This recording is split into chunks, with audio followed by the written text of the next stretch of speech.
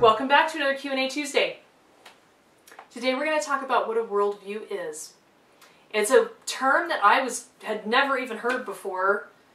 I was in my late 20s probably, that was a brand new term to me. And not only did I not know what it was, I didn't know how important it was. And I've come to see that it's a critical part of every education. Every individual in the world should understand what a worldview is because it makes all the difference in how you relate to other people. It's a critical relationship and social skill that it generates empathy and understanding. It helps you build bridges and make connections with other people who are really quite a bit more like you than you think they are. And it's just such invaluable knowledge. So a worldview, you might say it's kind of like, lots of people will talk about it as if it's a religion. But it has a different, it's a different word than religion because it's a little different than religion.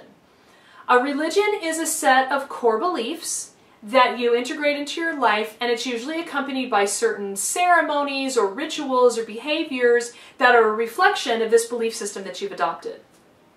Now, in the sense that everyone has a belief system, everyone has a religion. And in that sense, religion is much the same idea as a worldview. A worldview is your way of answering life's most important questions. It's a way of making sense for yourself of what this planet is and how it got here and why you're here, and if anything's going to happen after you die, and what you ought to do while you're on the planet, and what makes for a valid human life. And everybody, in order to just live day to day, the vast majority, 99% of people have a worldview. They just couldn't necessarily pinpoint it for you. They might say that they're an atheist or a Christian, and that defines much of what they're about. But still, there's a lot of variability in the, or can be, within the context of that religious or theistic answer to life's important questions. There's a really fantastic book, which I have not blogged on yet, but I will, called Understanding the Times, that is the primer for understanding worldviews. It was written by a Christian for Christians to promote the Christian worldview and to help Christians understand themselves better so that they can understand others better, and it's invaluable for that reason. Worldviews are so important that I incorporated into my children's education, and I incorporated into the intensives because I feel like you'll be a better person, you'll be a better employee, you'll be a better owner, you'll be a better parent, you'll be a better spouse if you really understand worldviews. The way that Noble lays out a worldview in his Understanding the Times is he gives worldviews 10 components. There's the psychology, there's the economics, there's the theology. There's 10 points, and each, in order for a worldview to kind of be whole, it answers the questions to each of those different categories to make it, to voice, okay, this is who I am, this is what I'm about, this is what I believe. And of course the theism is foundational. I mean, whether or not you believe in God really speaks to these other elements of worldview and what you're going to say about those elements of worldview. But like I said, there's still some differences there sometimes. He talks about communism and he calls it a worldview, but many other sources, including Mises and others, talk about communism as more of an ideology. An ideology is something that takes 2 or 3 core ideas and it magnifies them and tries to make them answer all of life's questions. So maybe it's homeschooling, and you believe in homeschool so much that you believe in it more than you believe in a lot of other things, and you believe, see, the essence of a worldview is that you can say to people, you can adopt my worldview and it's going to answer all of life's questions for you, and it's going to show you how to live and what your life purpose is.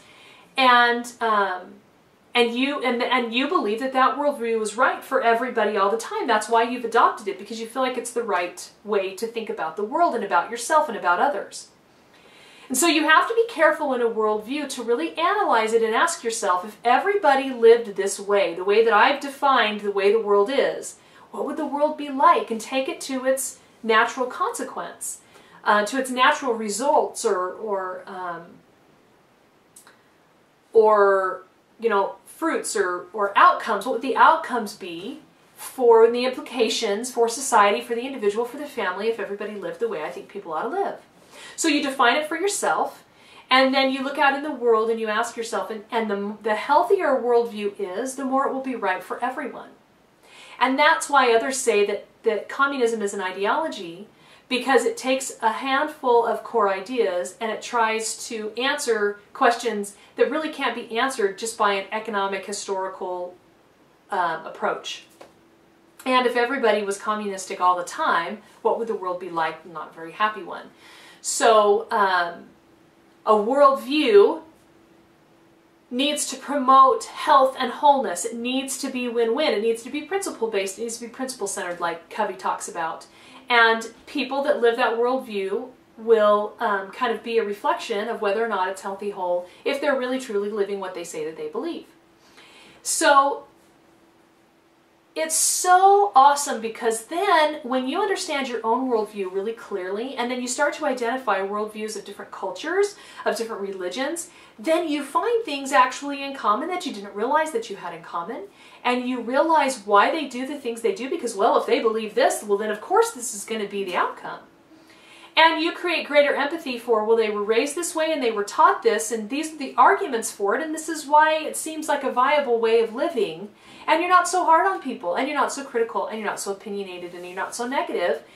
And hopefully you yourself grow and expand and understand your own worldview better, and then lovingly share what you can with others in hopes that they'll, you know, you can't shove your worldview down other people's throats. You just can't do it, because it just doesn't work.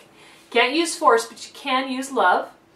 And anyway, it's something that's really, really, really valuable to learn about, and to understand the concept of what it is, what people are talking about when they say worldviews and they say clash of civilizations and that kind of thing. They're talking about the way that you view everything and what implications that has on why you do what you do. So highly encourage you to infuse that into your own self-education. Do it with your book club, you know, read little selections from world religions with your children. Don't be afraid. I had a friend tell me once, I told her that my children were attending other people's churches on Sundays. They would go with their friends to their friends' churches, and she was like, oh, I would be so afraid to do that. I could just never do that. I mean, what if they like converted over there? And I just said, you know, actually it helps build their own worldview, and it helps them understand others and love them better. And it really has. It really has been very beneficial for our children. So learn about worldviews, understand them better, and let that be a key element in understanding humanity so that you can help heal it. I hope that this was helpful to you, and now you understand worldviews a little better. Pass it on to a friend, like us on Facebook, join our email list. Stay with us as we release new products so that you can build your own character through the classics.